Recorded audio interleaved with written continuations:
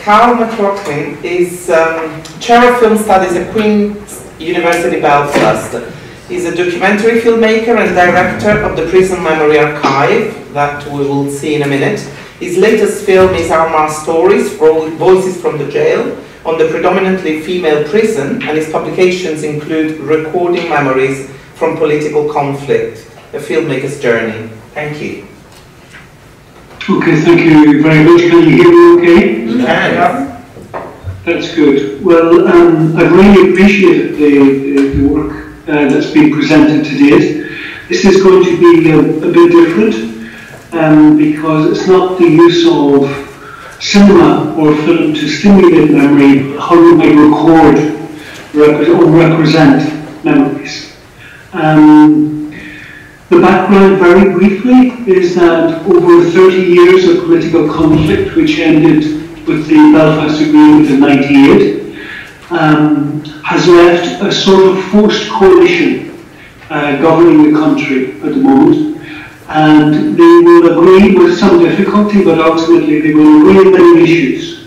They will agree on the economy, on welfare support, on education, etc. But the one area that they have a difficulty, and we're now talking 16 years plus later, they find it impossible to agree on how to address the legacy of the past.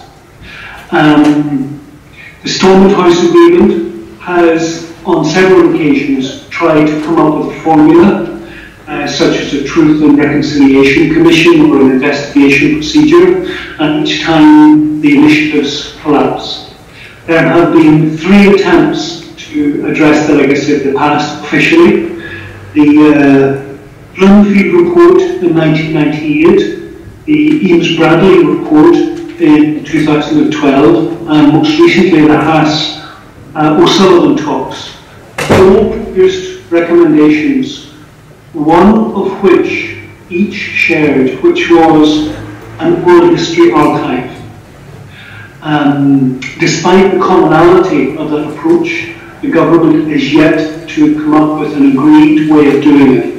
And in that vacuum, there are up to probably 50 community storytelling groups. Some of those are audio, some of those are photographic, some of those are what we would call single identity in a nationalist or a unionist community. Some are cross-community, some are women's groups, some are youth groups.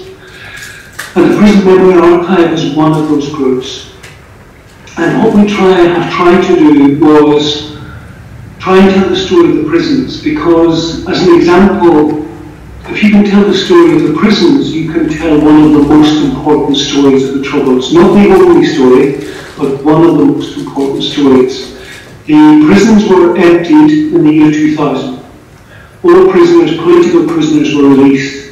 And to give you a sense of the scale of the prison complex in the north of Ireland, they reckon in the men's prison in Mason-Monkesh, 25,000 prisoners went through that system in the 30 years.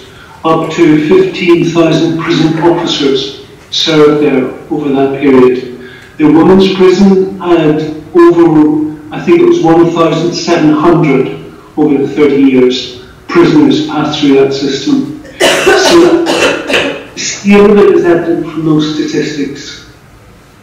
When we decided as filmmakers, when we decided to think about how the story of that prison might be told, because the prisons were empty, it seemed logical to go back inside. And we did a couple of small prototypes, and this validated the suspicion that if you bring people back to the site of their experience, you have a very rich recording. And that's for 2 reasons. One is that the site itself provokes memories that were dormant and possibly so far back in the memory banks that they were very difficult to excavate. And many of the people said that. They said when they returned to the site, they remembered experiences that they had completely forgotten.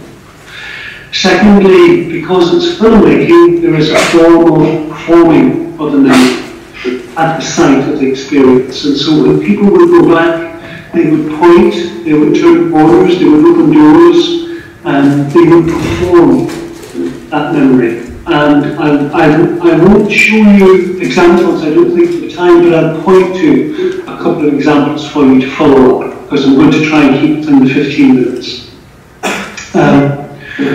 I used to work in television, I used to work in Channel 4 and the BBC, and one of the things we realised very early on, because this was a community that was very used to being filmed, but not for filming itself, was a great distrust of the media. And one of the reasons, as a prison officer said to us, was that I gave an interview once and I didn't recognise myself on the screen, on the television screen. And that's because I've edited in such a way that we can create a narrative that suits our perspective rather than the storyteller. So one of the first things we did, one of the first protocols, was to give co-ownership. And the main purpose of co-ownership was to make people feel comfortable, safe in this environment, because many of these stories address the issue of violence. Many of the prisoners, many of the prison officers experienced violence either as victims of violence or perpetrators of violence. That's a very simple dichotomy, and you excuse the simplicity of it for the purposes of today. That agency or returning of agency allowed people to feel a little bit safe in contributing, and we know that some of the constituencies, particularly the prison officers, would not have taken part without that protocol. The second protocol was inclusivity. The prison narrative is known primarily as a Republican narrative. I don't know if you've seen Steve McQueen's film Hunger with Michael Fassbinder. That, in some ways, is typical of the narrative that here is a struggle by Republican prisoners. 10 of them died in hunger strike. It was also the site of the largest prison escape in British penal history. And so there's a narrative there that the Republicans can easily access, and it becomes in many ways in public discourse a dominant narrative. But we knew that there were loyalist prisoners, we knew that there were prison officers, teachers, journalists, artists, chaplains, visitors, etc., etc. And one of the reasons that we wanted that full story, apart from wanting the full story, was that the role of storytelling is to try and reach a space where people listen to the other. We all know our own constituencies' stories. They're not uncomplicated, they're not unproblematic, but we're generally familiar with. What we're not familiar with is the story of the other, and it's several others. And so the idea was to record an archive that could be used to help this discussion, this debate, this tolerance for hearing the story of the other. The third protocol was life storytelling. I don't know if any of you are aware of the Belfast project at Boston College. That was led by a journalist, and people who had been involved in paramilitary activity were interviewed, and their stories were promised to be released only after their death. When the first two died, those stories were turned into a book, Voices from the Grave, which created a major stir, because a journalist approaching an interview takes a very different angle to life storytelling, and as filmmakers we learn so much from oral historians. What the journalists did was go after the story. They wanted to know who did what and when. And reading the transcript is a little bit like reading a court transcript, in that people were encouraged to implicate other people. Within a year, the entire archive was taken by the police in Northern Ireland after several court cases in Boston, the USA, and the entire archive now sits at police headquarters in Belfast while court proceedings continue over access to it. Some of it has been accessed by the police, and two people charged with murder on the basis of those interviews. We took the attitude that people shouldn't implicate themselves, we shouldn't implicate other people. And so we allowed people to set the agenda of what they wanted to talk about and what they did not want to talk about. We filmed in the women's prison in 2006 and the men's prison in 2007. We have 175 walk and talk interviews. Some of them are half an hour, some of them are 4 hours. We have 300 hours of material, some of which is visual. So if you go into the box that says Maison Cache there, can you see that purple box? Thank you. Then if you click video tours, top, if you go into that there, and then just go to the top left-hand box, compounds. If you just click that, that'll play in the background. That's just a clip. We filmed the very year before 95% of that men's prison was demolished. And so we now are in possession of that material. We have waited 10 years to get funding for post-production. We have had small funds in between to allow certain iterations, a number of films, this website, which is only the tip of the iceberg, by the way. And the reason we have found it really difficult to get funding is because the subject is still very sensitive. That men's prison site was given €18 million by Europe. Daniel Liebskin came over and designed an international reconciliation centre to sit beside the remaining 5%. And that was all about to go ahead when the political force within the largest Unionist Party pulled the plug, threatened a leadership contest against the First Minister if this went ahead. And that's because they still believe that if you tell a story, despite its inclusive nature, that you're telling the story of the terrorist, the IRA. And we believe that that general political atmosphere is the reason that we find it so difficult to get funding on the scale that we needed. So this website is one. If you go back to, say, Armagh Jail up at the top, if you can see Armagh Jail up there, yeah, if you click on that, we have just 3, 4, 5 minute clips. If you go to the second one, Josie Giles, if you press pause, thank you.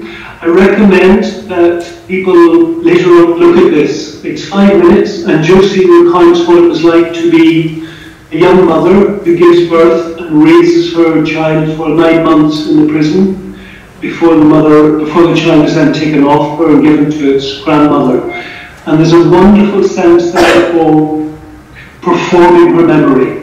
And there's a choreography between Josie and the cinematographer, Deirdre Noonan, in terms of how you might film someone constantly moving. We sat down with each person. We took 15 minutes to explain the technical and aesthetic nature and the ethical nature of this work. And then at the end, we took 15 minutes to discuss what they thought of it. And was there anything they'd said they regretted? Was there anything they hadn't said that they wanted to go back out again and say it? So the idea was they take control. Josie's a really good example who took control, went off with a radio mic, and the filmmaker had to, you can hear the poor filmmaker breathing rather heavily to try and keep up with Josie. So that's an example of someone using the space and feeling confident enough to move around the space. If we come out of that, if you click the X, the little X on the right hand side, thank you, and if you go to the Maison Cache at the top, that's it. And if you go to the box that says place, smack middle. So if the rest of you can remember how to do this. And then if you go to the very bottom of that page, if you go to page 6, five, sorry, I can't see, it's too small. And you see John Hetherington Hospital, if you click that. And again, if you pause that, this is a really interesting contrast in terms of performing memory that you can look at later. This is an extract from John's, and John standing in the entrance to the prison hospital where 10 hunger strikers died in 1981, and he's talking about what it's like to be someone returning to the site, and he describes the place as a ghost, and he actually verbalizes the difficulty of remembering something which is very traumatic and very painful. And he's also unusual in a prison officer in that he has some sympathy or empathy for the prisoners and the prisoners' relatives in particular. So he's unusual for a prison officer to show that empathy, but also the recording is unusual in that his physical inhibitions for entering this space, in contrast to Lucy, who's around freely, he finds it quite difficult physically to go inside the hospital, in the same way that mentally he finds it very difficult to return to that time 25 years ago when 10 hunger strikers died there. So if you want to come out of that. So this website here is one of the iterations. We got a small grant from the Community Relations Council to do that. We've got some PhD scholarships over the years, and we have made 2 films. One installation and 2 films. And I want to contrast the 2 films because part of the work we do is precisely to take it out into the community. And the first film is We Were There. If you go to let me see now, it's really small. There are films next to Lynx's films. Yes. These are the iterations, okay? These are clips. We Were There, the second film, that's a trailer.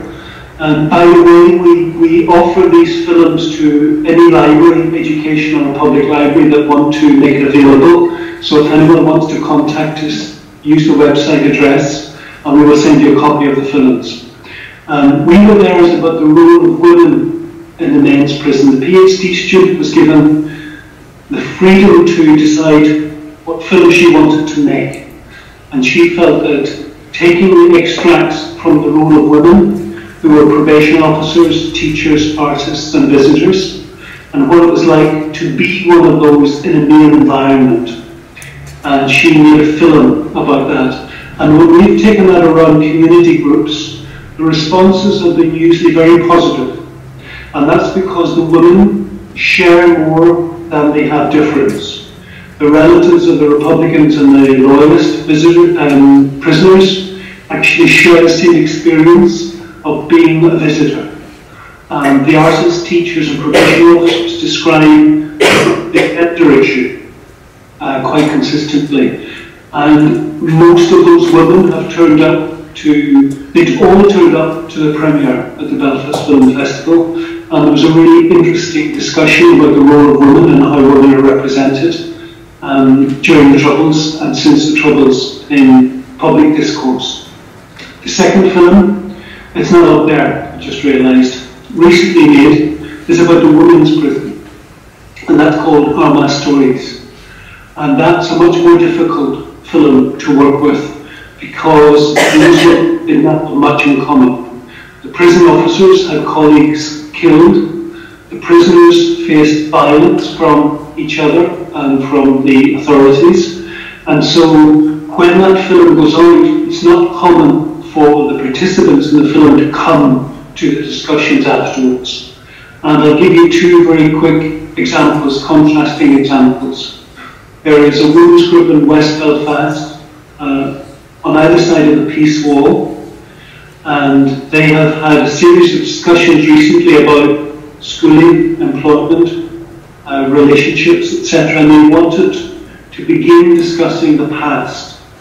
And they showed Armagh Stories. And when after that film was shown, what was interesting was that the women decided not to talk about the film at all, but to talk about their own experiences. And so what the film did was create a safe space for them to begin to think about communicating their own experiences in a very divided society. in a mixed group. So it worked very well on those terms. Another group was ex-service people who worked in the prison service, the police force, and the British Army. And when we took that film to that group, we realised very quickly after the screening that this group were not ready. This group was full of pain, and the other side of pain is anger. And there was real anger in that room that here we were giving a platform to terrorists. Although there were prison officers in that film, and solicitors and doctors, etc., all that the service people saw, men and women, was the Republican prisoners. And all they thought about was that they had risked their lives to contain the IRA campaign, to put these terrorists in prison. And now we have a situation, as they said, where the terrorists are in government and they are marginalised. As the frontline troops and soldiers in that conflict, they have now been passed by and ignored.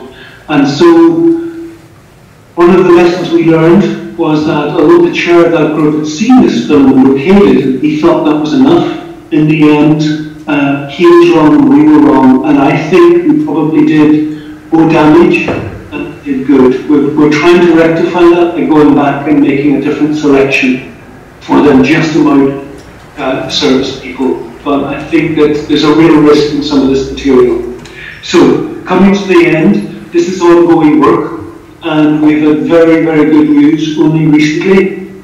The Heritage Lottery Fund, who funded the original material, have now agreed, because the Public Record Office, Northern Ireland, realised that this archive is so rich, it's so inclusive, that it would perfectly complement the very dry textual memos that they have from the Minister of State, from the civil servants, from the governors, etc.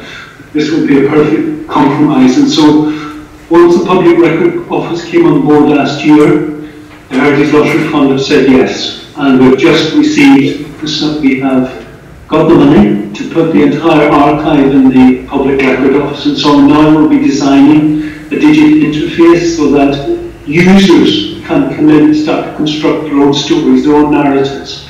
And I imagine, as well as youth groups, community groups, that actually there will also be a reminiscence workshop to come out of this as the population grows older. So that's me.